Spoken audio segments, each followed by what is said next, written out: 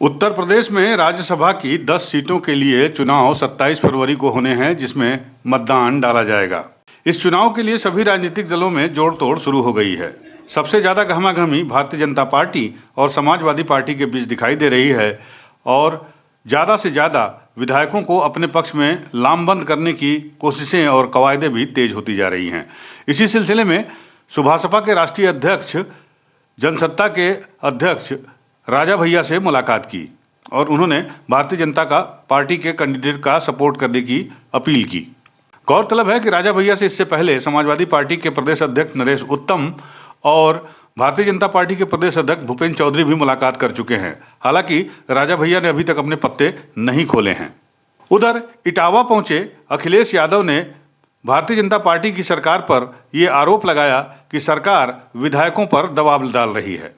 विधायकों को येन केन प्रकारेण अपने पक्ष में करने की कोशिश की जा रही है।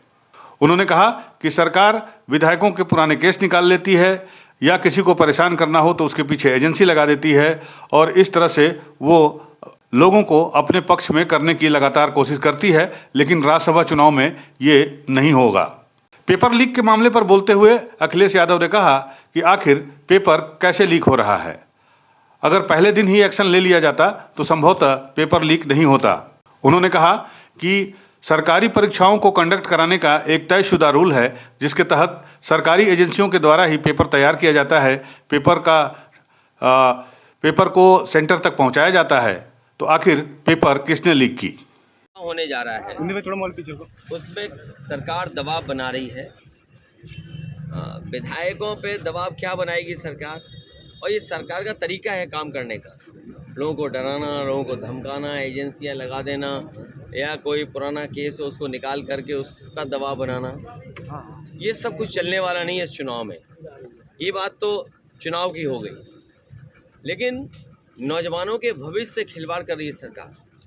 पहले तो नौकरियां नहीं निकल रही यहाँ पर, और जो निवेश के बहाने रोजगार की बात थी वो रोजगार भी नहीं मिल रहे। और अगर नौकरियां निकालती है सरकार तो सरकार ही जानबूझ करके पेपर लीक कराती है।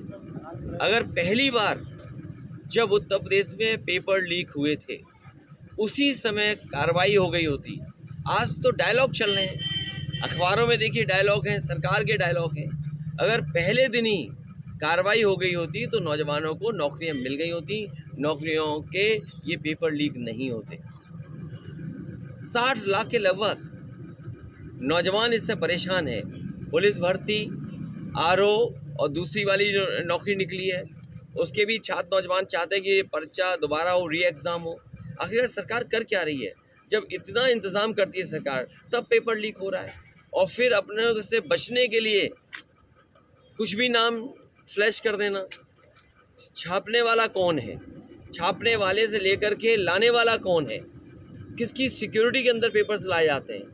एक प्रोसीजर, लेट डाउन प्रोसीजर है। क्या सरकार के लोग शामिल नहीं है उसमें? तो सीधा आरोप है कि सरकार के लोग ही शामिल हैं जिनकी वजह से पेपर लीक हुआ है। सरकार पेपर छपवाती है, सरकारी पेपर लाती है, सरकारी डिस्ट्रीब्यूट करती है, तो कौन दे रहा है पेपर? ये तो सवाल आपको सरकार से पूछना चाहिए। तो इसके पीछे मंशा क्या होगी सरकार की?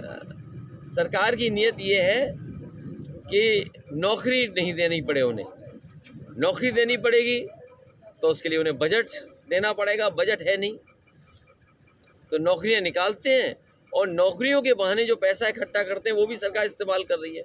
उधर सुभासपा के राष्ट्रीय अध्यक्ष ओम प्रकाश राजभर ने अखिलेश यादव के दावों को नकारते हुए कहा कि बीजेपी के पास अपना खुद का पर्याप्त बहुमत आ गया है और खुद समाजवादी पार्टी जो है वो भारतीय जनता पार्टी के 8वें कैंडिडेट संजय सेठ को जिताने का काम कर रही है। उन्होंने कहा कि सारी तैयारियां हो चुकी हैं और विधायक हमारे पक्ष में आ चुके हैं और भाजपा इस चुनाव में जीत दर्ज करने जा रही है।